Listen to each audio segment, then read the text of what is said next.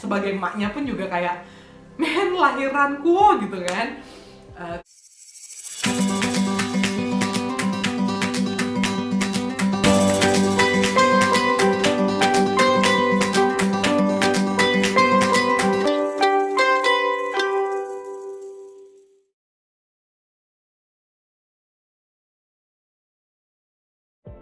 Wah, jeng jeng jeng, 3 hari 3 malam mulus percuma. Aku itu in the end lahirannya sesar. Ini anak lahirannya sesar, lahiran pertama di Jerman pas corona, nggak ada temen. Dengan drama 3 hari 3 malam mulus ya kan, akhirnya disesar. Ngapain ya udah, ya aku sih kayak ya nurut-nurut aja, kayak aku udah punya feeling ya, Amin kayak udah selama ini masa masih bisa aku lahir normal gitu kan. Pun mungkin kalau seandainya nggak komplikasi pun aku udah capek kali nungguinnya gitu. Bayangin dong di Jerman kayak 3 hari 3 malam ditunggu sampai udah mau mati baru disesar sama dia. Kayak kalau diinget-inget tuh aku tuh emosi banget gitu loh. Ya udah akhirnya disesar segala macam, aku dibawa ke ruang operasi sendirian. Ingat, jadi suamiku tuh nggak boleh masuk ya kan. Akhirnya di black. Terus aku tuh bener nggak lihat apa-apa, diliatin bayinya gitu, ini selamat nih anak lahir gitu kan. Ditaruh, oh iya lahir gitu, sehat gak semuanya? Sehat, oke baiklah gitu. Terus pada saat itu, jadi pas lagi lahiran aku disuruh, sebelum masuk ruang operasi, aku tuh disuruh telepon suamiku buat dateng, jadi dia boleh datang ke rumah sakit. Akhirnya dia datang, masuk, jadi kayaknya dia stay nggak nyampe 1 jam gitu kan. Sementara akhirnya bayinya udah lahir, suamiku udah datang. Jadi si kayu itu dikasih ke suamiku gitu buat skin to skin contact ya kan. Ya udah, habis itu Amin mereka berdua akhirnya kayu ketemu papanya. Akhirnya mereka ketemu dan suamiku itu all the time pakai masker ya kan, jadi nggak bisa cium-cium bayinya juga, nggak bisa. Aku juga pakai masker, walaupun udah setengah hidup setengah mati, aku nggak ngerti lagi, lupa inget kalau nginget itu rasanya sakit. Terus ya udah, akhirnya aku udah selesai dijahit ya kan. Jadi pas saat dijahit, Kayu berdua sama bapaknya, aku udah selesai dijahit, aku dibawa ruang yang sama gitu kan sama Kayu sama bapaknya. Kayu dikasih ke aku buat inisiasi menyusui gitu. Terus ya udah, aku ketemu suamiku tuh di sana doang, sekitar pokoknya benar-benar nggak nyampe 1 jam. Si Kayu difoto, diukur gitu sama bidannya segala macem.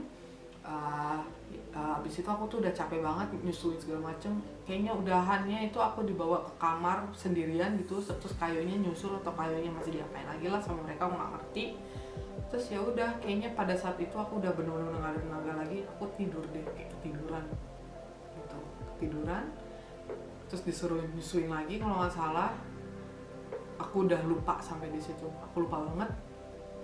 Terus ya udah, aku bangun pagi sekitar jam 10 pagi gitu atau jam 9.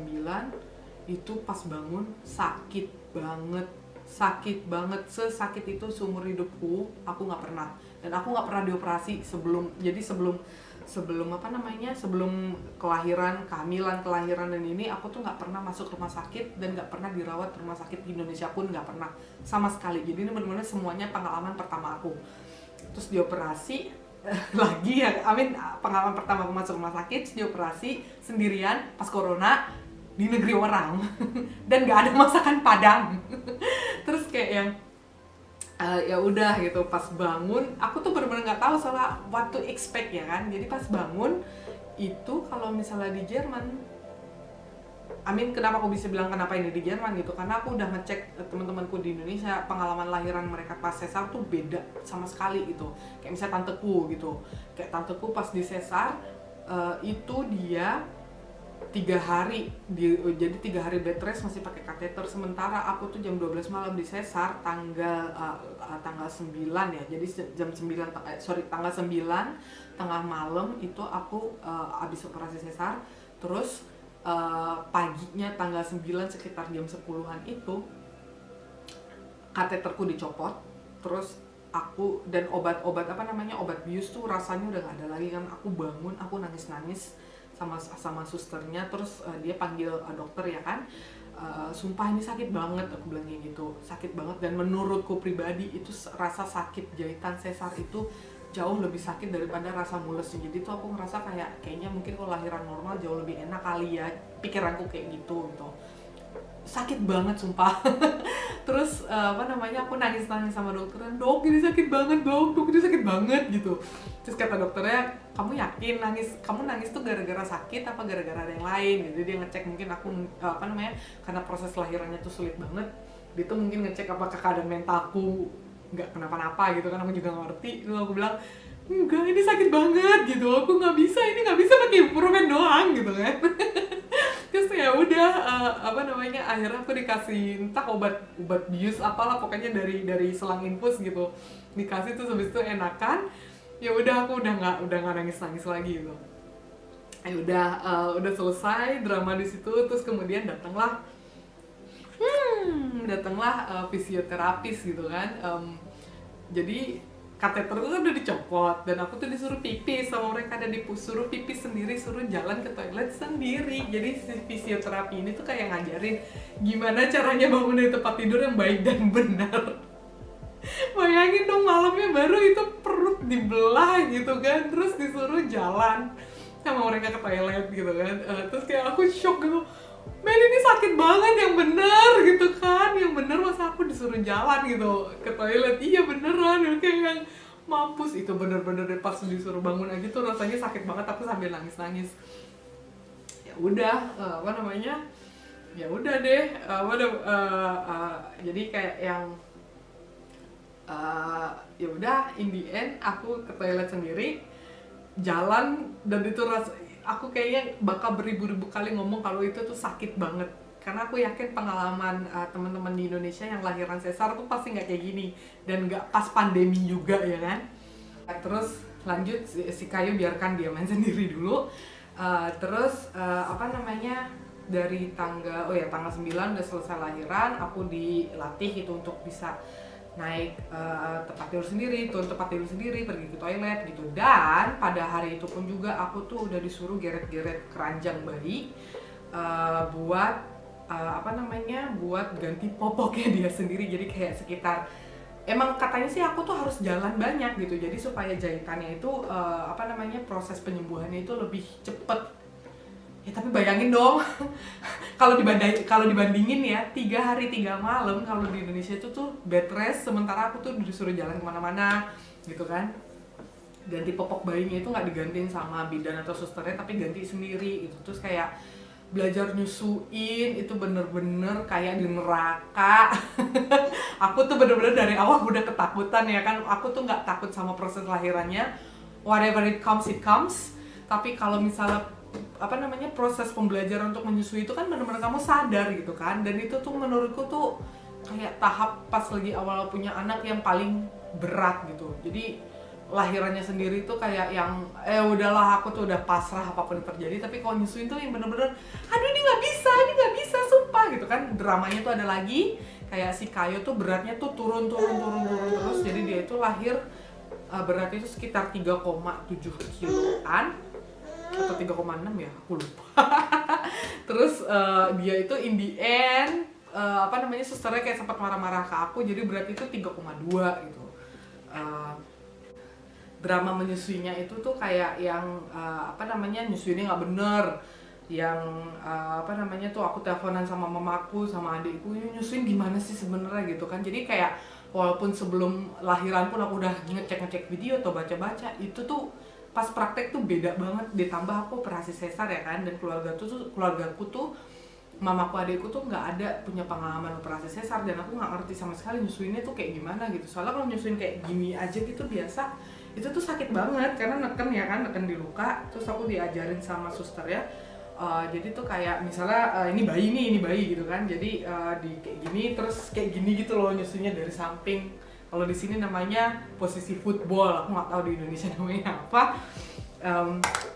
Terus ya udah itu tuh kayak apa namanya, dramanya itu ternyata si Kayo itu apa ya, kalau susternya bilang bukan lip tie bukan, tapi kayak yang pokoknya intinya itu dia itu nyusunya nggak bener, dikarenakan kalau kata bidannya sih, jadi karena dia tuh kayak anak stres gitu. Anak stres itu dalam arti kata soalnya proses lahirannya tuh lama dan sulit gitu, jadi dia tuh kelamaan di dalam perut. Terus ya udah pokoknya intinya pas keluar pun juga mungkin kondisi mentalnya bukan kayak seperti anak-anak biasa yang pas apa namanya, lahirannya lancar gitu kan, pas keluar bahagia gitu. Kalau dia tuh keluar tuh kayak kesel. Ya aku aja sebagai anak, sebagai emaknya pun juga kayak, men lahiranku gitu kan. Terus jadi dia tuh punya kesulitan pada saat nyusu. Dia tuh ternyata kalau misalnya di payudara aku tuh nggak nyusu yang bener-bener apa namanya minum atau makan gitu kan, dia tuh kayak cuma ngempeng, jadi air susunya nggak keluar, makanya beratnya turun terus. Akhirnya solusinya itu kalau misalnya aku tuh sama bidannya dikasih apa namanya, nipple shield. Nah itu ya, dikasih nipple shield itu tuh macam-macam, kalian juga bisa cari sendiri nanti. Nipple shield, dan si Kayo akhirnya bisa nyusu gitu, walaupun repot kan, harus dibersihin terus, dicuci terus nipple shieldnya kayak gitu. Akhirnya beratnya Kayo ternyata lama-lama naik, dan itu tuh aku in total sekitar seminggu di rumah sakit. Jadi tanggal 6 itu aku masuk, aku tuh baru dipulangin tanggal 13 hari Senin gitu, seminggu. Karena Kayo juga sempet ada masalahnya tuh yang tiba-tiba dia apa namanya kejang gitu. Terus apa namanya disangka sama bidannya, wah ini nggak oke nih kayak gini gitu, wah ini harus sekali lagi di rumah sakit, beginilah begitulah. Terus Kayo juga agak kuning gitu. Cuma in the end dia sehat sih, semuanya udah dicek gitu kan. In the end dia sehat. Terus tanggal 13-nya dijemput sama suamiku deh, akhirnya pulang ke rumah. Terus apalagi ya, kayak gitu sih pengalamanku untuk masalah corona sih. Sebenarnya yang paling sedih adalah yaitu partnermu atau suamimu itu nggak boleh masuk ke rumah sakit untuk nemenin kamu pas proses lahiran. Itu sedih banget sih menurutku, kayak gak manusiawi. Walaupun maksudnya banyak orang yang bilang kayak lebay, Allah orang zaman dulu juga, si ibu-ibu zaman dulu juga kalau lahiran sendiri nggak pakai ditemenin suami gitu kan. Cuma keadaanku yang kayak aku bilang gitu tuh, aku tuh sendirian di sini, nggak punya keluarga. Terus ya itu tadi, ini bukan negeriku, ini bukan Indonesia gitu kan. Si Kayo nangis. Nah ya, jadi teman-teman begitulah kurang lebih pengalamanku pas lahiran. Mohon maaf ya kalau ceritanya tuh agak berantakan, terus kayak detailnya dan timelinenya tuh kayak gimana. Kalau emang seandainya butuh bantuan, kalian misalnya kebetulan di Jerman, terus ini lahiran pertama kalian gitu, terus kayak kalian tuh nggak tahu mau cerita ke siapa, atau seandainya mau tanya-tanya segala macem prosesnya kayak gimana, ekspektasinya tuh kayak apa gitu kan, boleh tinggalin aja pertanyaan atau komentar, atau seandainya saran supaya perbaikannya kayak gimana, itu di kolom komentar di bawah. Ya, backgroundnya juga tangisannya Kayo, jadi kayak bikin videonya lumayan agak rempes ya di sini, soalnya aku nggak punya neni. Tadinya sih bikinnya pas lagi kayak bangun tidur, tapi tuh anak ternyata bangun tidurnya cepet gitu. Jadi ya diusahain buat selesai kayak sekarang dengan segala macam kesana dan kemari. Jadi ya anyway, semoga membantu videonya. Terus seperti biasa jangan lupa like terus sama subscribe ya. Kalau mau bantu bilang-bilang aja ke teman-teman yang lain. Dah, sampai ketemu di videoku berikutnya.